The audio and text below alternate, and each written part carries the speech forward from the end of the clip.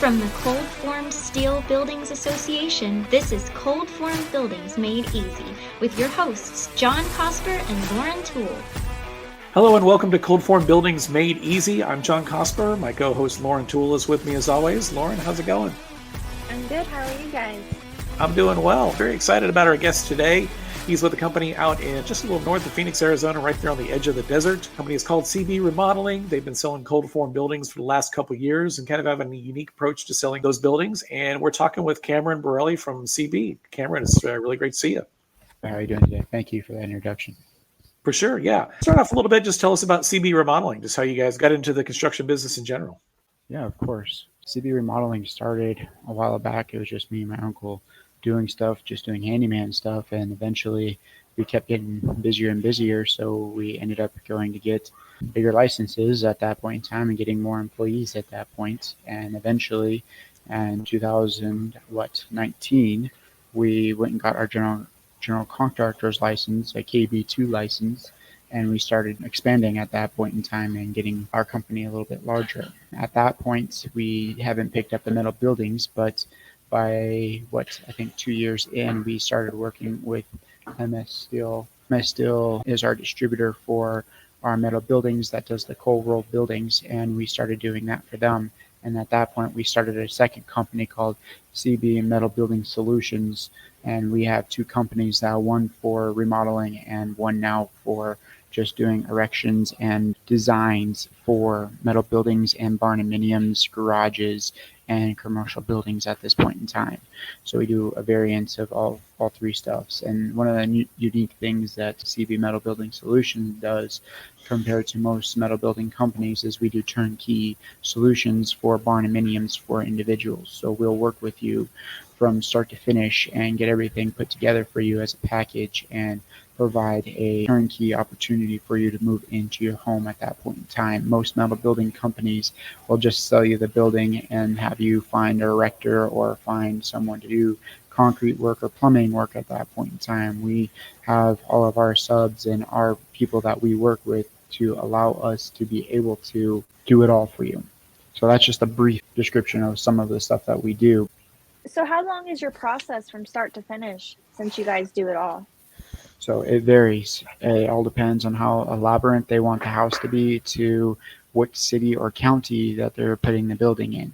I've had it where I've gotten a city to approve stuff within 6 months or in a county, and it's been over 2 years of us working on a project of just getting stuff submitted from the city or county with not agreeing on red lines or pre-existing buildings on a structure that had to be removed before we can even move forward with projects.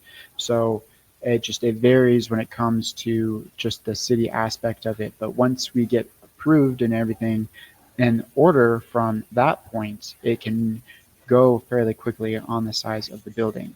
So it takes roughly 6 to 8 weeks for our buildings to be ordered. In that time period, we would be doing the concrete, or would be doing dirt work underground for plumbing and electrical. Then we'd be doing forms, and then we'd be doing concrete at that point. All of that would be finished before the building arrives on location from the manufacturer. And then once the building arrives, it's about a 2-week time period of us to go through everything, to find everything, make sure everything's there. In that period, they'll be erecting the building. Like I said, depending on how large our buildings are, if it's a smaller one, we can get it done in 2 to 3 weeks. If it's a larger one, it can take up to, when I say smaller, I mean 40 by 40 is a smaller size. A larger building is going to be roughly 100 by 80 is on our larger side. So a larger one's going to take probably 2 months to a little less than 2 months to do something. And if it's a very high building, it may take a little bit longer because we're going to need a little more equipment at that point in time to erect it. That's just for the shell. And now if we're going to do the interior, that all depends on how much they put on the inside. Once again, that all varies when it comes to the projects, but it usually takes 2 to 3 weeks depending on which sub it is, and they're working around each other to do the project. So turnkey, once we get the building erected, it's probably another 6 months to 9 months to get the interior all done, and another month just for doing final walkthroughs with the city and approvals at that point in time.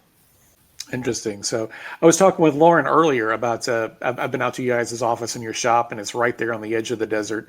It's gorgeous out there. So it's also very, very hot, almost, I think, most of the year. As far as reaching that particular market where you guys are located, what is the advantages that you guys share with your customers about going with cold form steel as opposed to other building materials? It all depends on what they're trying to do. So we do provide options in many ways with doing stick build still and being able to provide red iron for the customers as well too. We try and find the best budget for the individual and what their design is for the home at that point in time. So we also explain to customers the difference between a stick build, a resident for a red iron, and to a cold rolled. So there's lots of differences between those ones.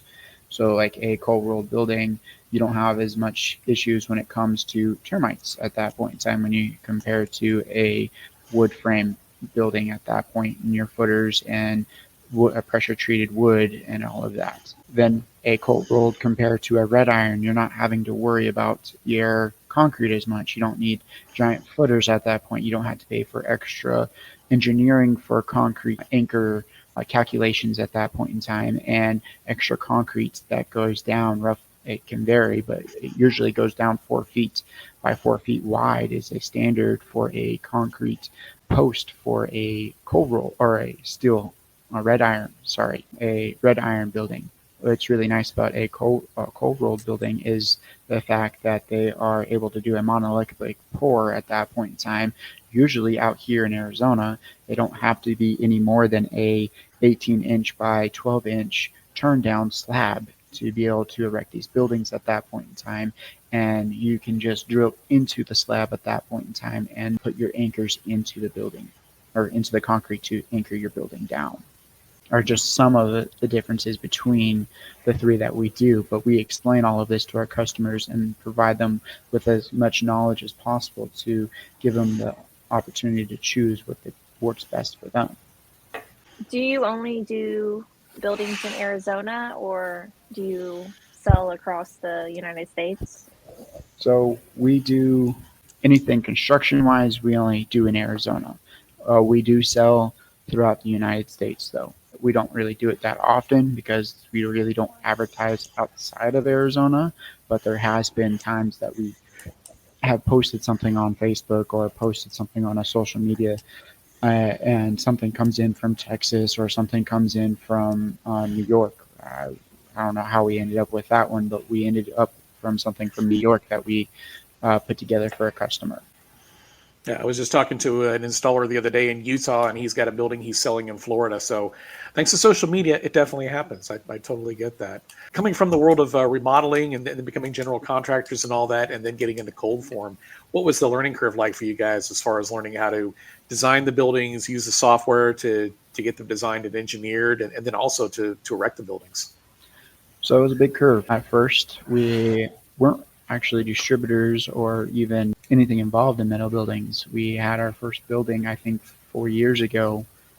Yeah, about 3 or 4 years ago, we had our first building that we were just erecting it. And then we started going from there, talking to the rep from MS Steel at that point in time. And we started moving forward with him. And we then started selling the products at that point in time and learning how to use the programs, which was the ACT was our very first program that we started learning how to use and understanding how that system works.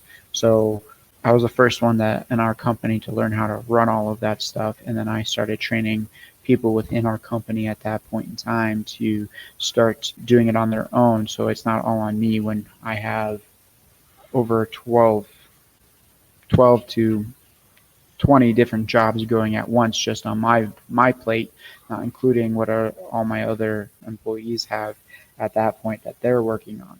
So, and like I said, some of these do take a little bit of time to do with the city, so some of them get drawn out, which kind of stink. But with that, there was a lot of learning curve for me in the beginning of understanding what the building codes were, to finding how to find all of the information for that city or county at that point in time, making sure that I was putting in the proper load counts for snow loads, ground snow loads, wind speeds at that point in time, and understanding if a customer is going to be putting other types of materials on the exterior of the building, on how to remove the siding but still leave the Z channel for them to still mount stuff to it. So it's just little things that you learn throughout the program and watching training videos at that point in time that you just keep doing at that point to get better at. We've gotten a lot more proficient at this point in time and are able to get our bids out a lot quicker to our employees. Now we have a 24-hour time period of being able to respond back to our customers at that point in time. Before, it was a little bit longer for us to understand how to use the program to get it to the customers. Do you mind repeating that question? Because I feel like I kind of went on a tangent again. The other side of the question was about learning how to build the buildings, and what was the learning curve like for the crew to learn how to build a different type of building? So that was fun. We know how to do steel builds, or not steel builds, but commercial steel framing. So it wasn't too far off from that. It was just reading the blueprints at that point in time and understanding what the names were, understanding what the names are of the pieces is what was critical at that point in time, and making sure that all of the materials were marked properly. They weren't marked when we first started, and they've gotten much better at marking the materials and making it where they are identifiable and making it where we can find them easier. So with that, it made it a lot easier for us to erect these buildings and following the directions when it came to the construction packet compared to the stamped engineered plans of which route we're supposed to go and how many screws and where they're supposed to be located at that point in time. But we've gotten a lot quicker at that as well too. So it's just, like you said, it's all about experience at that point and learning how to do the proper trim work at that point and how to cut your metal for your eaves and your trims and how to do soffits and all of that. So How many teams do you have right now? we have one team. We're in the process of trying to assemble another team right now. We have over 6 buildings that are going to need to be erected. We're wanting to have them done by the end of this year. So It's a lot of growth. It's really exciting to see from you guys in particular. What is the biggest hurdle you've came across? with the buildings in themselves, Yes, like either with the program or with erecting them. it's the communication between the ACT systems to the manufacturer and to us at that point in time. It was the understanding that it's just not MS Steel that we're working with, it's a third party company that we're working with as well, and understanding that they're not all tied together and making sure that we are communicating properly at all times when it comes to these projects and that pieces aren't missing or something in the beginning half towards the back half of the project. Because missing materials is a nightmare when it comes to these projects because everything does need to be shipped out to location, and we usually have to go to a third-party metal company out here just to get the pieces quickly enough to be able to finish erecting these buildings in a timely manner at that point in time. And also understanding ordering extra siding at that point in time to make sure it's the same color matches at that point in time. We now order extra materials for like siding, extra color screws and stuff like that for each job now to make sure that we have those, because you know how when you have extra screws on a job site, they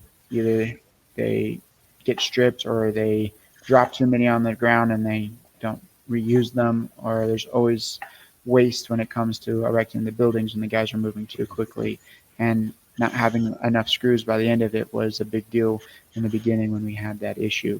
Now we take care of that with making sure that we have extra materials for that and extra sheets just in case someone does make a mistake when it comes to cutting one of the sidings for the metal building.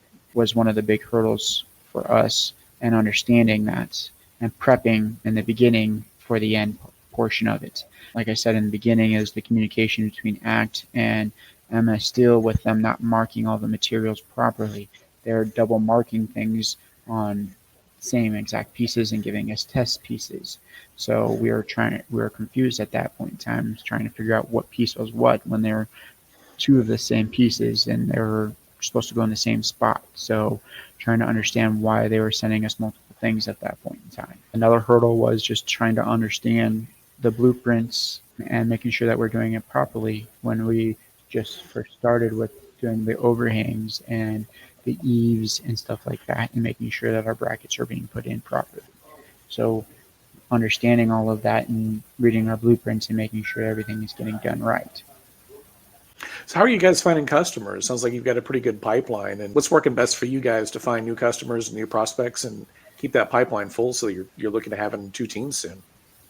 We do a lot of trade shows. Is one of the main ones that we were doing in the beginning, was going out to trade shows within the valley for agricultural, for farmlands and stuff like that as well, to just doing the home and garden shows, just being in there showing our product and just talking to people. It's just mainly going out and just talking and explaining what our product is and what it can do and what its capabilities are, and trying to give that opportunity to people to explore something new.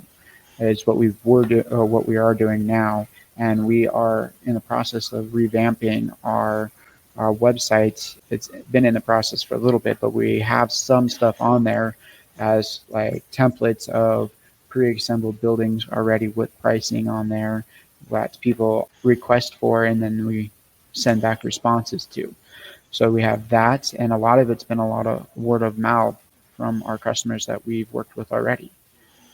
Excellent. To do a lot of advertisements on Facebook, but we haven't been doing that recently. So we've just been busy with word of mouth at this point in time. That's great. Any advice to anyone starting out in cold form? Really learn your program on how everything works and understanding your building codes and your zoning and everything at that point in time. So when you're doing these buildings, it's all on you to understand what type of building it is, what zone it is, zoning for the city or counties, and knowing what the offsets are for the properties. There's a lot of little things that people don't take in consideration when it comes to these buildings.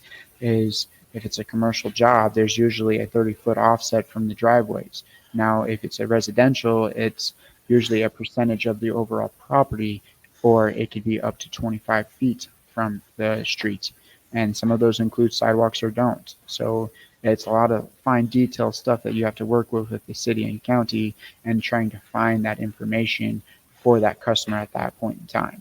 And even like commercial stuff, you have for offsets for your side of the house, side of the buildings to the back of the building could be 0. You could build right on the property line. In some residential, you have to be a 5-foot minimum to a 15 to 20 feet minimum, depending on what type of zoning it is. So there's lots of variations when it comes to some of that stuff. Of people need to educate themselves when it comes to where it's located, what type of building it's going to be, and what codes there are, and then finding out all of the specs that need to go with the building and understanding exactly what the customer is wanting at that point in time.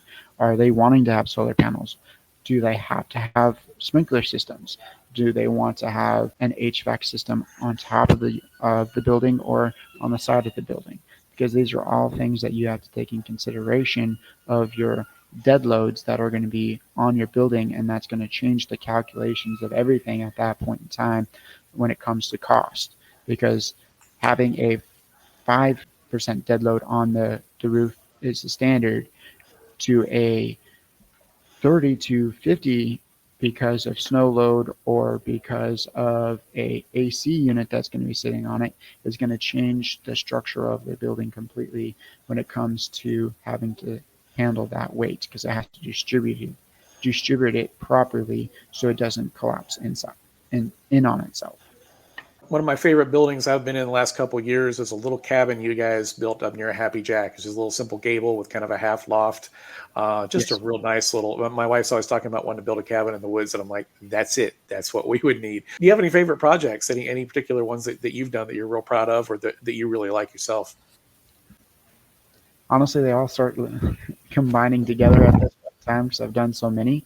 There's a lot of neat things that we have done with pop outs and pop ins, with entrances and pop outs for patios, or even extensions of the houses at that point in time.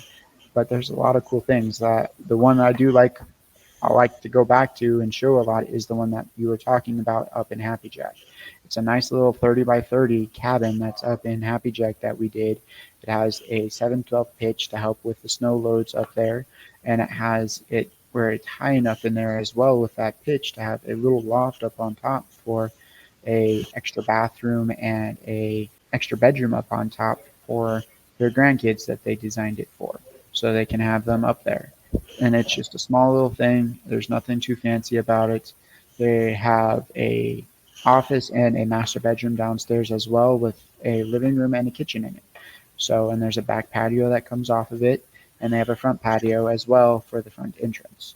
We recently just built a garage for them not too long ago as well, including their cabin up there as well. There's a 2-car garage.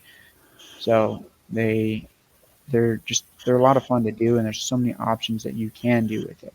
And with us growing and understanding stuff too, we've also expanded. So instead of using the metal siding that we used on that building up in Happy Jack, we actually partnered up with another company that allows us to use metal still, but they make it where it looks like log cabins, or has a wood shade to it and texture to it. So if you look from afar, it looks like an actual wood cabin instead of it being a sheet metal look to it or a corrugated metal look to it.